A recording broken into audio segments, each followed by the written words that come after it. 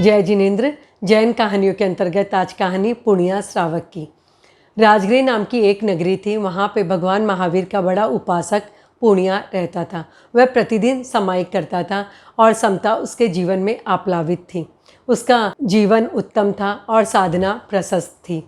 एक समय की बात है, राजा श्रेणिक भगवान महावीर की सेवा में बैठे थे और उन्होंने भगवान महावीर से पूछा, बनते मेरी नारकी टल सके कोई तो ऐसा उपाय होगा। इस पर भगवान महावीर कहते हैं, तुम्हारे नगर में पुण्या नाम का एक श्रावक है। यदि तुम उसकी एक समायिक खरीद सको तो तुम्हारी नारकी टल सकती है।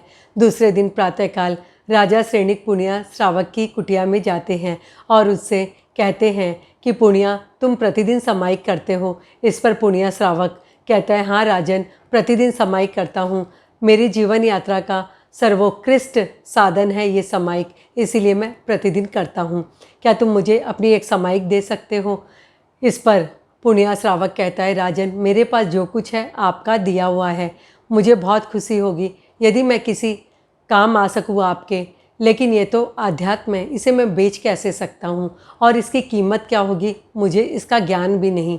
इस पर राजा श्रेणिक कहते हैं, तब तो बहुत अच्छा, तुम जो कीमत कहोगे मैं वह देने के लिए तैयार हूँ। इस पर पुण्या श्रावक कहता है कि आध्यात्म की वस्तु है, इसका मनगढ़ंत सौदा नहीं किया जा सकता। तो सौदा कौन करेगा, पूछते हैं राजा श्रेणिक। इस पर पुण्या श्रावक कहता है, इसके सौदागर तो भगवान महावीर हैं, वही बता सकते हैं इसकी कीमत क्या होगी। अभी दोनों भगवान महावीर की सेवा में जाते हैं। भगवान महावीर से सारी स्थिति राजा श्रेणिक बताते हैं और पूछते हैं क्या कीमत होगी पुण्या श्रावक की एक समायिक की। इस पर राजा श्रेणिक की बात का उत्तर देते हुए भगवान महावीर कहते हैं कि एक समायिक की दलाली की कीमत तुम्हारे राज्य, तुम्हारे वैभव से कई गुना अधिक है। तो राजन, अब तुम ही निर्णय कर लो कि पुण्या श्रावक की एक समायिक की कीमत क्या हो सकती है। और इस पर राजा दुखी होकर वहीं वैसे ही खड़े रह जाते हैं।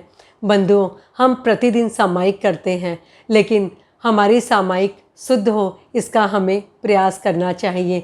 उच्च कोटि की समायिक हम अपने जीवन में कर सकें, इस प्रयास के साथ हमें प्रतिदिन समायिक करनी चाहिए। जय जिनेंद्र।